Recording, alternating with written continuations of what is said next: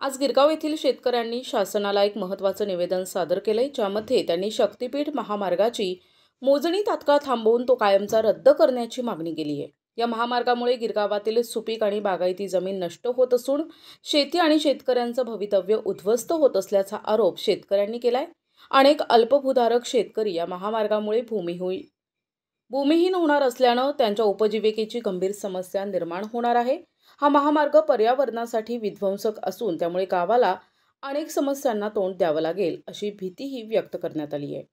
बाधित शेतकऱ्यांसोबतच सर्वच गावकऱ्यांना हा शक्तीपीठ महामार्ग मान्य नसून तो रद्द करण्याची मागणी नागरिकांनी एकमुखानं केली आहे। शासनानं त्यांच्या या मागणीची दखल घेऊन भूसंपादन कारवाई थांबवावी आणि शक्तीपीठ महामार्ग रद्द करावा अशी विनंती या निवेदनात करण्यात आली आहे।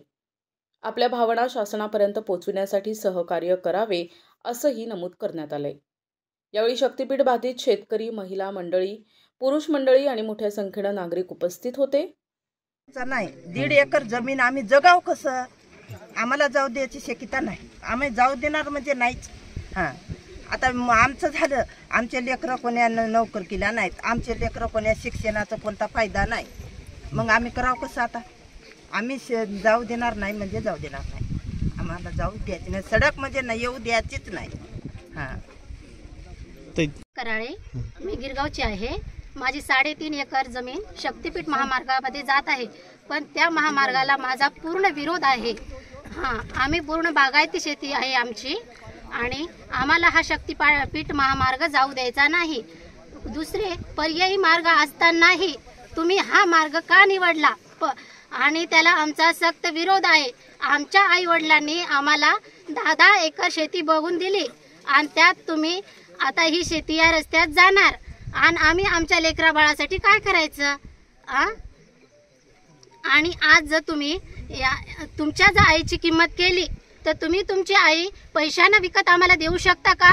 तशीच आमच्या शक्तीपीठ महामार्गाला 1 इंच जमीन देणार नाही। आम्ही झाशीची राणी होऊन हत्यार घेऊन येणार, आम्ही एक जमीन 1 इंच सुद्धा देणार नाही।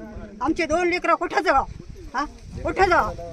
आमच्या लेकराला आता 2 एकर जमीन आहे, 2 मुलं आहेत, त्याला 2 मुलं आहेत, त्याचे लग्न कसे हो? आमच्या मुलांना काय खाव? कुठं राहावं? घरदार सोडून कुठे जावं? शक्तीपीठ महामार्गाला आम्ही 1 इंच सुद्धा जमीन देणार नाही। शक्तीपीठ मार्गाला फडणवीस साहेबाला आमचा इतकी विनंती आहे की शक्तीपीठ महामार्ग आमच्या वावरातून जाऊ देऊ नये। रामचंद्र कराळे, राहणार गिरगाव। आम्हाला लाडक्या बहिणीचे 1,500 रुपये देऊन आमचा हे फायदा घेतला।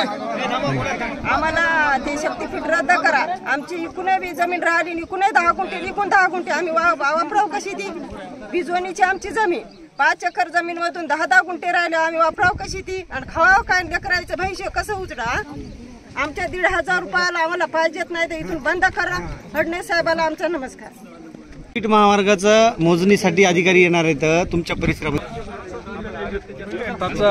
आम्ही 10 महिने झालं बघतोय या महाराष्ट्रामध्ये, या महाराष्ट्राचं जुलमी सरकार बघतोय। या महाराष्ट्राचा लोफर मुख्यमंत्री म्हणायला असं काही हरकत नाही, कारण या भागातील शेतकऱ्याची जमीन, शेतीयोग्य जमीन, ज्या जमिनीमध्ये शेतकरी 2-2 एकर जमीनवाले शेतकरी सोनं पिकवतात आणि त्या पिकविलेल्या मालावर पैसे करून त्यांच्या लेकराबाळाचा उदरनिर्वाह करतात। या भागातल्या लोकांना, शेतकऱ्यांना नोकऱ्या नाहीत, मुलांना नोकऱ्या नाहीत, पण या मुख्यमंत्र्याचा लाडका प्रोजेक्ट म्हणून हा शेतकऱ्याच्या माथी मारून इथल्या शेतकऱ्याला बर्बाद करायचा आणि कोणाचा तरी फायदा करायचा म्हणून या स्थानिक, या भागाचे आमदार असतील, खासदार असतील, महाराष्ट्रातले असतील, यांना सुद्धा मी या माध्यमातून विनंती करतो की तुम्ही सुद्धा थोडं लक्ष घालून हा मार्ग रद्द केला पाहिजे आणि या लोकांचं, या शेतकऱ्याचं जीवन उद्ध्वस्त न करता त्यांना कुठंतरी त्यांच्या पाठीमागं उभं राहिलं पाहिजे। आणि जी लोक आज 10 महिन्यापासून विरोध करतात, आज व्हॅल्युएशन कुठलं काढलं या सरकारनं? 3 लाख रुपये व्हॅल्युएशन या जमिनीचं। जिथं प्लॉट घ्यायला गेलं पुन्हा मुंबई, नांदेडसारख्या ठिकाणी तर 50-50 लाख रुपये एका प्लॉटला लागलीत आणि या सरकारनं जाणून बुजून 3 लाख रुपये व्हॅल्युएशन केले, 15 लाख रुपये एकर जमीन इथली, आणि तिथं 1 कोटी रुपये एकर जमीन।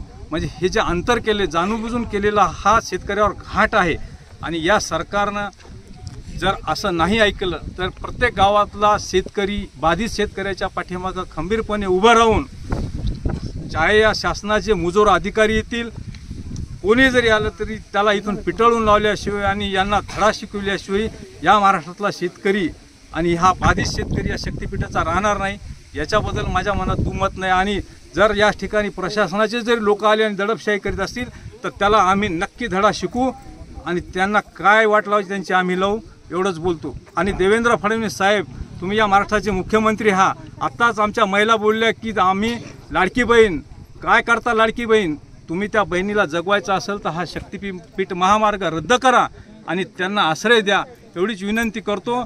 आणि तुम्ही जर तसे नाही ऐकले तर तुमचा माज उतरल्याशिवाय इतरला शेतकरी राहणार नाही, एवढं सांगतो. जय हिंद. कागदाकडे पाय. माझे नाव श्रेया सुदाम भिसे आहे.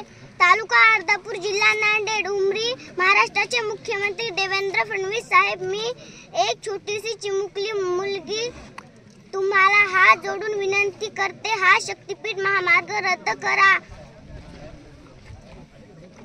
माझ्या वडिलांना सहन होणार नाही.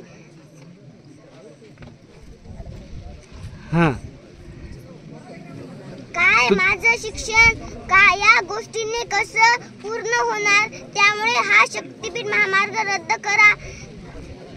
शक्तिपीठ महामार्ग रद्द झालाच पाहिजे. जय जवान जय किसान. शेतकरी एकजुटीचा झाला. स्पष्ट भूमिका आहे. हा संघर्ष गेल्या 15 महिन्यापासून चालू आहे.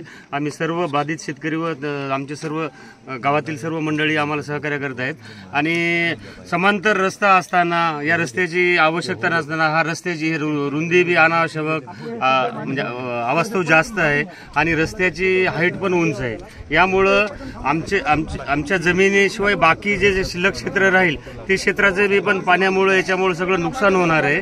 आणि लागूनच एक 10-12 किलोमीटर समांतर नागपूर रत्नागिरी हा राष्ट्रीय महामार्ग असताना ह्या काही म्हणजे हजारो लोकांना मातीत घालून 5-10 व्यापाऱ्यांसाठी हा मार्ग त्यांनी बनवायचं ठरवलेलं आहे. आणि यामधून बऱ्याच मोठ्या आर्थिक देवाणघेवाण होणार आहेत. त्यामुळं आमची एक देवेंद्र फडणवीस साहेबांना विनंती आहे की हजारो लोकांना पायदळी तोडून 2-4 लोकांचं भलं करण्यापेक्षा आपण हा शक्तिपीठ महामार्ग रद्द करावा. शासनानं हा शक्तिपीठ मार्ग हा बंद करावा. याचं कारण असं आहे की